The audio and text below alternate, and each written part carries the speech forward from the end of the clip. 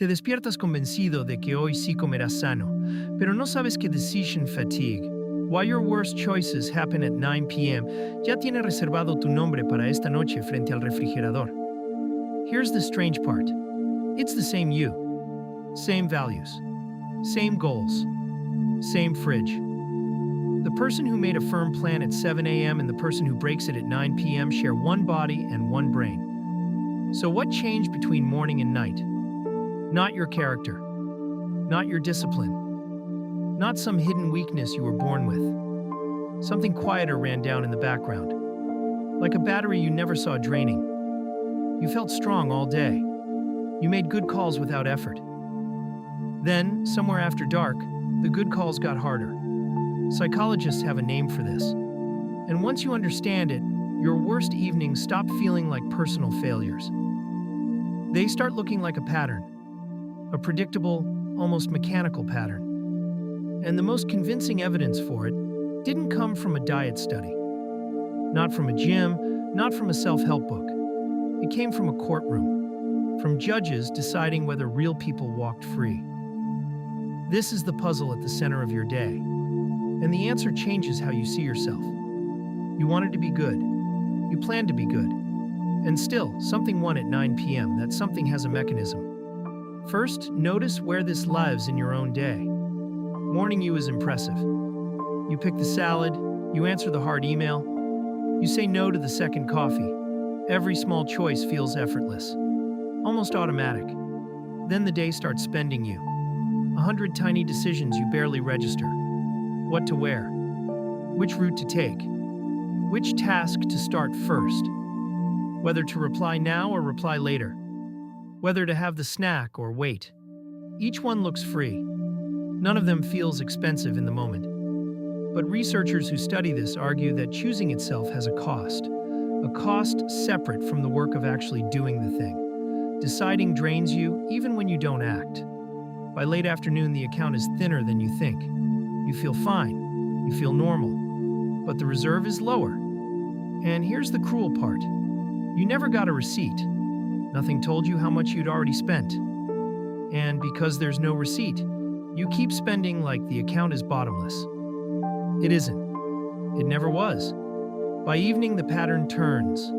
The salad becomes takeout. The early night becomes one more episode. The gentle no becomes a tired yes. The cart you swore you'd empty gets ordered anyway. You're not weaker at 9 p.m. You've simply been deciding all day without rest. And the mind, when it runs low, doesn't shut down loudly. It doesn't warn you. It cheats quietly. It reaches for whatever needs the least thought. The default. The easy option. The thing already in front of you. Effort feels heavier than it did this morning. So the brain avoids it. It picks the path with no friction. That shift, from careful chooser to grabber of the nearest thing, is the whole story of your bad nights. It isn't dramatic. It's subtle. Watch it happen once, and you can almost feel the switch flip inside you. And the scary thing is how reasonable it feels in the moment. Every surrender comes with a small, convincing excuse. Just tonight. You earned it. Tomorrow you'll be better. The excuses are the exhaustion talking, dressed up as logic. Now the courtroom. In 2011, researchers Shay Danziger, Jonathan Levav, and Liora Avnei-Peso studied Israeli parole boards. They tracked more than 1,000 rulings, made by experienced judges, across roughly 50 days. These were not small decisions. Freedom or more time behind bars. You'd expect the outcome to depend on the case, the crime, the record, the risk of release. And it did. Of course it did. But something else was hiding in the numbers. Something no one in that room could see while it was happening. The order in which prisoners appeared seemed to matter almost as much as who they were. A prisoner heard first thing had one set of odds. The same kind of prisoner heard hours later had another.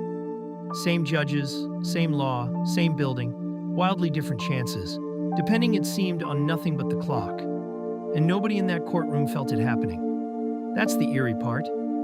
The judges believed each ruling stood on its own merits. Fatigue doesn't announce itself. It just quietly bends the outcome. Here is what they found. At the start of each session, judges granted parole around 65% of the time. Then the session wore on. hour after hour, no break. And that rate fell, and fell, until, right before the meal break, it approached zero. Almost no one got out. Then the judges stopped. They ate. They rested for a while. And the very next case? Favorable rulings jumped back up to roughly 65% again. Same judges, same morning, same law on the page.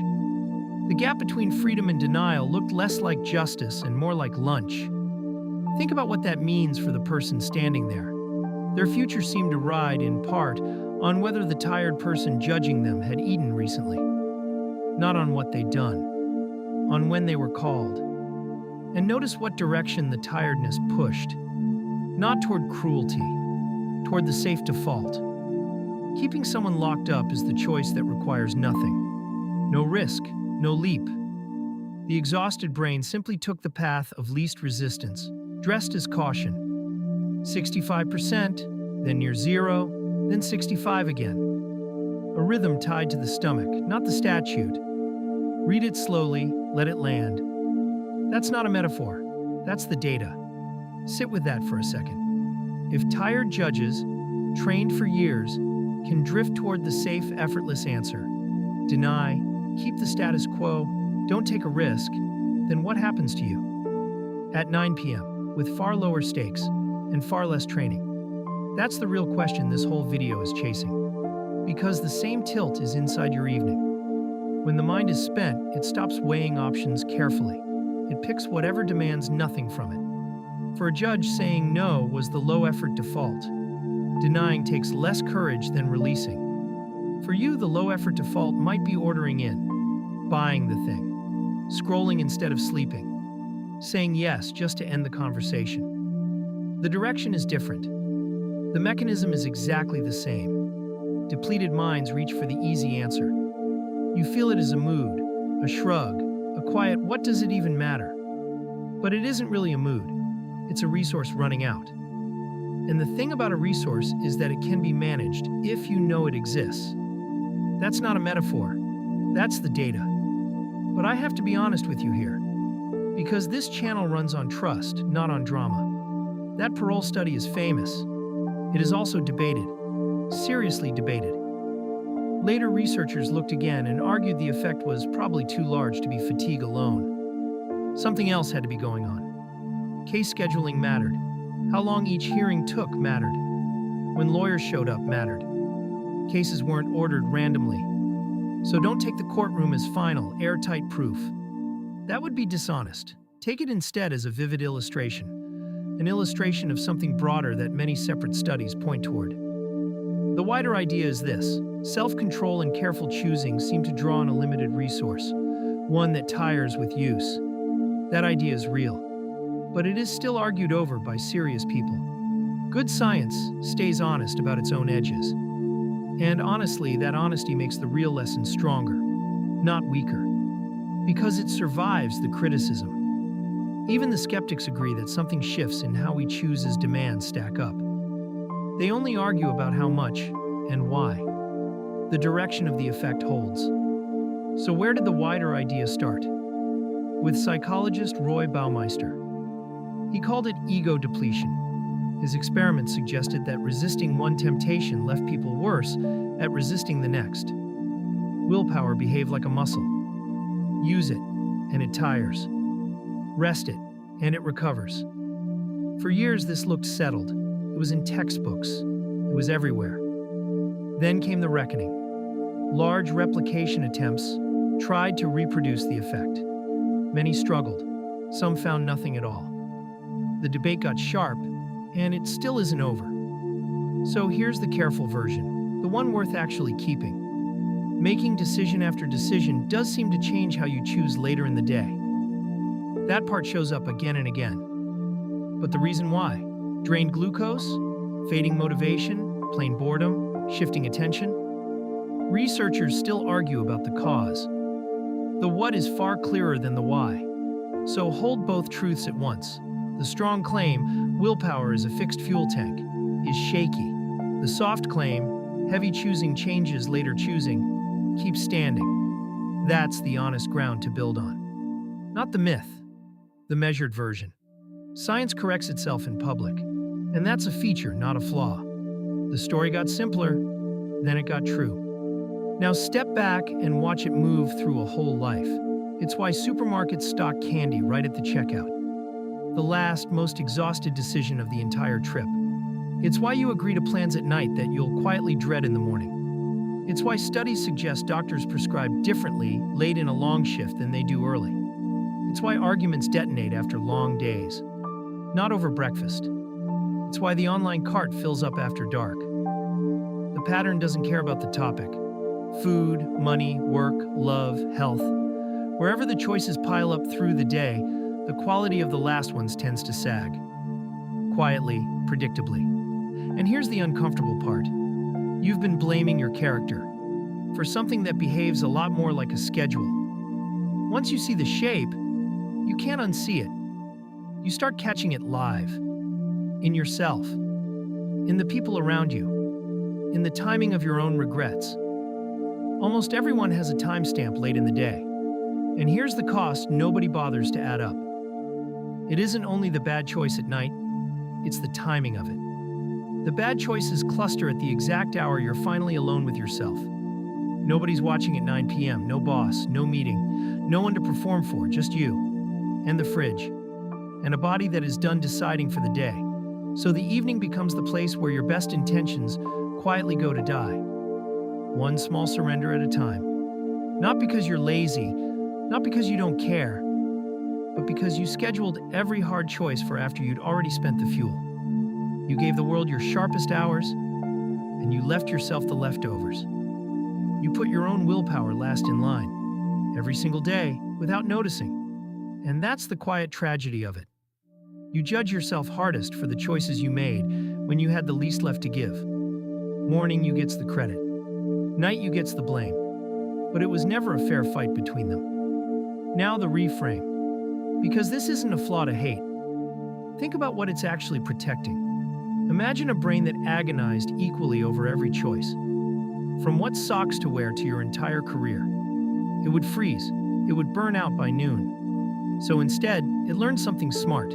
Spend effort early, coast later, hand routine over to autopilot. Save the real deliberation for what seems to matter most. That's not weakness. That's efficient design. The problem is the mismatch. That old design meets a modern world that asks for hundreds of choices a day. Choices it never evolved to face. So the evening slump isn't your mind betraying you. It's your mind rationing, exactly as it was built to do. You just kept handing it the wrong bills to pay. At the worst possible hour. The design is fine. The scheduling is the problem. And scheduling is something you can actually change. Same person, different hour, different verdict. So here's the experiment to run on yourself. It isn't a cure.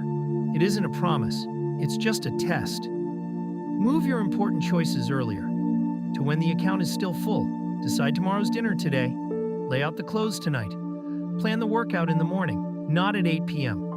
Automate the small, boring stuff so it stops charging you. That's the same logic behind leaders who wear one uniform on purpose. They aren't quirky.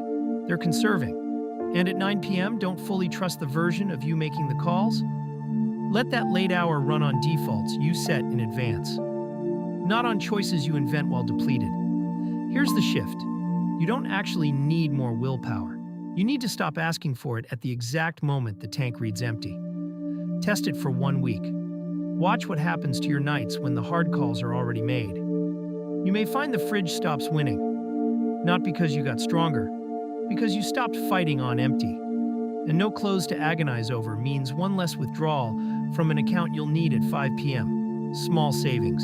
They compound. That is the whole point. So tomorrow, you'll wake up sure again. Sure you'll eat well. Choose right.